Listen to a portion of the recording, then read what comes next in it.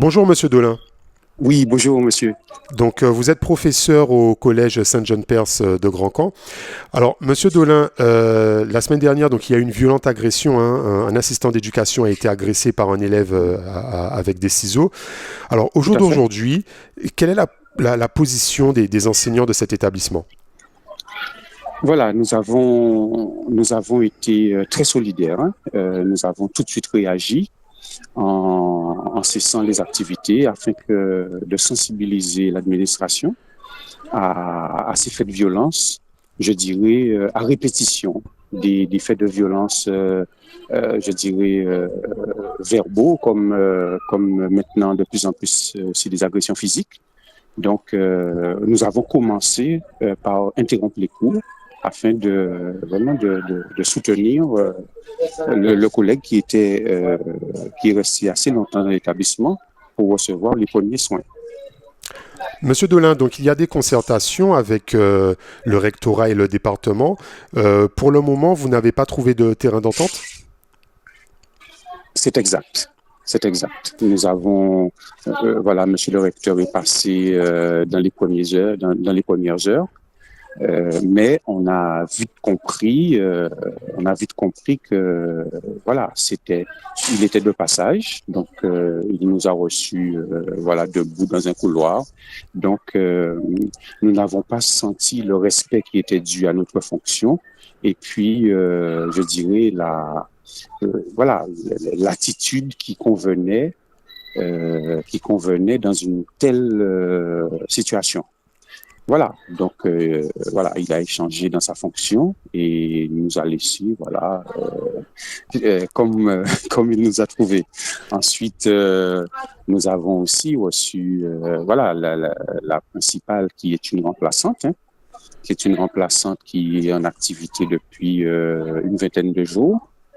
Je dirais, a aussi discuté avec nous. Voilà, il y a eu une cellule de crise, une cellule de Alors, Monsieur Dolin, concrètement, que demandez-vous aux autorités, au département et au rectorat? Que demandez-vous concrètement comme mesure de sécurité? Il faut savoir que nous alertons le département, nous alertons le rectorat depuis des mois et des mois, et afin de demander à ce qu'il y ait carrément un plan d'urgence pour le collège. Tellement dans ce collège, il y a de dysfonctionnement. Je dirais, c'est une passoire. C'est un lieu de faits divers. Je dirais chaque mois, chaque veille de vacances, chaque vacances, il y a eu déjà 3 départs de feu, même voilà des feux dans les sous les logements de fonction, des feux à l'intérieur de l'établissement. Vraiment, c'est un établissement où voilà n'importe qui peut rentrer comme ça, un collège non éclairé. Et pendant très longtemps, aucun personnel, je dirais, ne restait sur place. Donc, on voit bien que c'est un collège qui est devenu dangereux. Donc, on l'a signalé.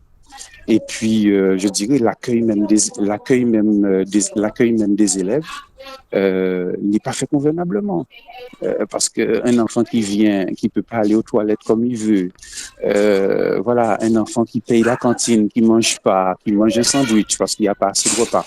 Donc, je dirais, c'est des élèves qui passent des heures dans des bus pour aller faire du sport à l'extérieur, parce que tout a été réduit à l'intérieur de l'établissement. Donc, ce qui fait que, voilà, ils se retrouvent avec un petit bout de terrain pour pratiquer, voilà, un peu de basket, un peu de hand.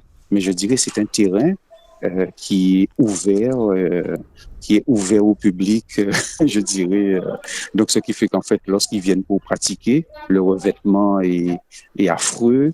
C'est des boîtes de pizza, de toutes sortes de choses, parce que ce n'est pas un terrain propre à l'établissement. Donc, ce n'est que des petits éléments que je vous donne pour vous dire que voilà, voilà, nous sommes en sécurité parce il faut gérer les élèves. Il y a un sous-effectif dans tous les corps. Je dirais, les agents de service sont en sous-effectif. Euh, il est arrivé que je dirais qu'une petite dame, c'est par rapport à sa dimension, hein, vraiment, elle n'est pas grande, et bien qu'elle se retrouve à ouvrir tout un collège seule, c'est-à-dire avec des volets roulants je dirais que où il faudrait deux hommes sans sexisme pour pouvoir soulever ces volets roulants-là.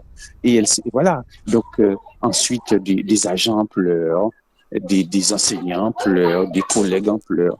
Donc voilà, tout ça c'est voilà, ce sont que des petits faits, mais suffisamment graves et qui fait que voilà, Grand Camp est comme il est aujourd'hui. Monsieur Dolin, donc ça fait 2 jours que les cours ne sont pas assurés au collège Saint-Jean-Perse de Grand-Camp. Vous Mhm. discutez avec vos élèves de ce qui s'est passé. Est-ce que cette absence de cours, si elle se prolonge, cela risque de porter préjudice? C'est-à-dire en fait des heures sans enseignement, forcément, pendant que les autres sont au travail, eh bien, des résultats sont déjà en baisse. Les résultats de nos élèves ne cessent de baisser. C'est sûr et certain que cela aura des effets sur la suite. Mais je dirais, on avait demandé à l'établissement, je dirais, de perdre quelques heures réelles avec des collègues prêts à faire du rattrapage sur notre temps. Et parce que, par exemple, les élèves se sont retrouvés à nager au milieu des rats, à venir en cours au milieu des rats. Ils n'ont pas voulu, ils ne prennent rien au sérieux. Donc, ça veut dire en fait des petites actions, des petites réparations, et ça fait que effectivement, très régulièrement, les élèves ne sont pas là où ils devraient être, c'est-à-dire dans les salles de classe, à apprendre. Et ça, c'est regrettable. Et puis, juste une petite chose, effectivement, nous avons rencontré le conseil départemental hier, mais les conclusions là aussi, c'est décevant. Ça veut dire en fait que tous les courriers que nous avons envoyés les jours précédents, eh bien, qu'est-ce que cela a eu comme retour? Eh bien, qu'il y a des difficultés, plus de difficultés dans d'autres établissements et que nous sommes restés, je dirais, à la marge. Et les perspectives, c'est qu'en fait, sur le budget à venir, le département n'a pas reçu le budget à venir. Donc, ça veut dire en fait que les choses sont loin d'être réglées. Monsieur Dolin, je vous remercie d'avoir répondu aux questions du Pige TV.